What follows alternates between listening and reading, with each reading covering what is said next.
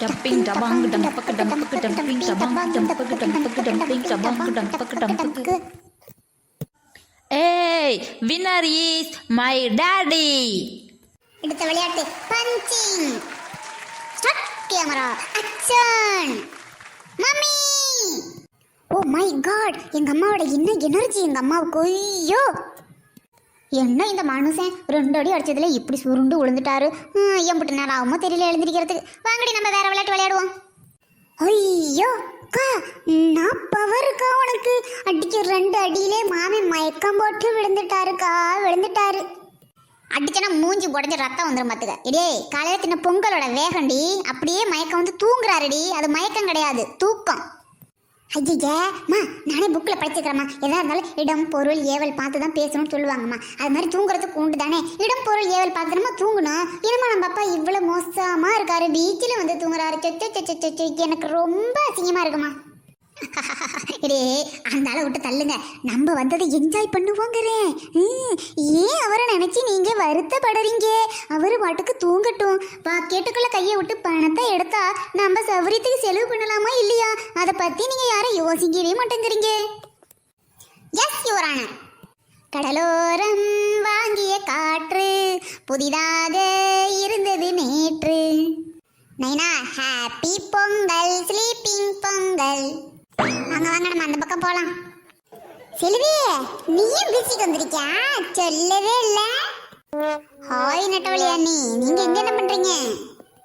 பசங்கள்லாம் லீவ் விட்டுருக்கு, வீட்டில் இருக்குங்களா, போர் அடிக்குது, எங்கன்னா கூட்டு போங்கன்னு சொன்னிச்சிங்க. அதனாலதான் இங்க வந்து விளையாண்டுகிட்டு இருக்கிறோம். ஆமா, நீ மட்டும் வந்திருக்க, திக்குவாய் தினசா வரல? கிளம்பிட்டு தான் இருந்தாங்க. அண்ணி கிளம்பும் போது அம்மா ஏதோ சொல்லிட்டு இருந்தாங்க, வேலை இருக்குன்னு சொல்லிட்டு. அதனால நாங்க மட்டும் வந்துட்டோம். அண்ணி வீட்டுல தான் இருக்காங்க. அண்ணி இங்க பாரு செல்வி, என்னடா அப்படி சொல்றேன்னு தப்பா எடுத்துக்காத. உங்க அம்மா இருக்குல்ல, உங்க அண்ணிய போட்டு பாடா படுத்துது. பாவம், உங்க அம்மா கிட்ட மாட்டிக்கிட்டு அவ மொழிக்கிறான். ஆமாட்டவள்ளி, நீ கேள்விப்பட்டேன்னா கொஞ்ச நாளைக்கு அப்படிதான் இருக்கும், அப்புறம் அதெல்லாம் சரியா போயிடும். எல்லார் வீட்லயும் நடக்கிறது தானே, இதுல என்ன புதுசா இருக்கு? அடிப்பாவி, அம்மாவை பற்றி பேசினோடனே நைஸாக எஸ்கேப் ஆயிட்டா. தனக்கு காரியம் ஆனால் போதும். புதுசாக வண்டி கிடச்சிருக்கு, நகை நட்டெல்லாம் போடுறாங்க, தீபாவளி சீரு பொங்கல் சீரு நல்ல கை நிறையா கிடைக்கிது. வந்தால் 10 நாளைக்கு 15 நாளைக்கு விருந்து நல்லா திங்கிறீங்க. அதனால் உங்கள் அம்மா விட்டு கொடுக்கவா போகிறீங்க? அவ்வளோ அக்கறமத்துக்கு நீங்களும் ஜாடுறா தானே போடுவீங்க. போடுங்க போடுங்க, எம்பிட்டு நாளைக்கு நானும் பார்க்குறேன். என்னட்ட வள்ளியே, பேசிக்கிட்டு இருக்கும்போது கிளம்பி போகிற மாதிரில தெரிஞ்சிச்சு. நாங்க பக்காததா விட்டு ரேவதி, இதெல்லாம் பெருசு பண்ணலாமா? இங்க பாரு, நாட்டுல அவனுக்கு 1008 பிரச்சனை இருக்கு.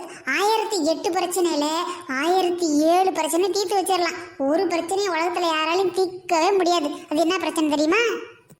என்ன, மாமியா மருமக பிரச்சனை தானே? அதென்ன சொல்ல போறேன்? ரொம்ப சரியா சொன்ன ரேவதி. அதான் இல்ல, மாமியா மருமக பிரச்சனைக்கு கூட தீர்வு இருக்கு.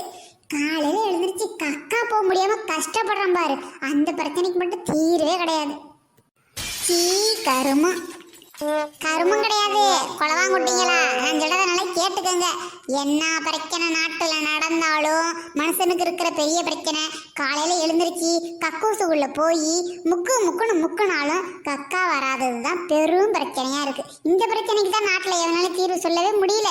எம்புட்டு வாழைப்பழம் தின்னாலும் வயிறு மப்பு தட்டுதே ஒளியே, கக்கூசுல உட்காந்து முக்குனா கக்கா வரமாட்டேங்குது. என்ன பண்ண சொல்ற? இட்டே வேக்கங்கட்டவளே, விளக்கணி எடுத்து முழுமணியா வழுக்கு வந்துட்டு போகுது. அங்கதான் நீ மிஸ்டேக் பண்ற. விளக்கணை எடுத்து வச்சு முழுங்கனா கக்கா வருதா இல்லையே, வாந்தி தானே வருது. ஒம்மட்டிக்கிட்டு வருது அடி வயிற்றுலேருந்து. உனக்கு அசிங்கமாவே இருக்காதடி ரேவதி. இது அசிங்கம் கிடையாது ரேவதி, நம்மளோட அருமை பெருமை. மனுஷனா பிறந்தா எல்லாருக்கும் இருக்கிற பிரச்சனை தானே. என்ன பண்ண சொல்ற? காலையில தூங்கி ஏஞ்சோடனே கபன்னு சூடா ஒரு கப்பு காஃபியோ டீயோ குடிச்சிட்டு அப்படியே கக்கூசில் உட்காந்து கலகலன்னு ஃப்ரீயா போயிட்டு வந்துட்டோம்னா தான் கண்ணு பழிக்கிது தெரியுது.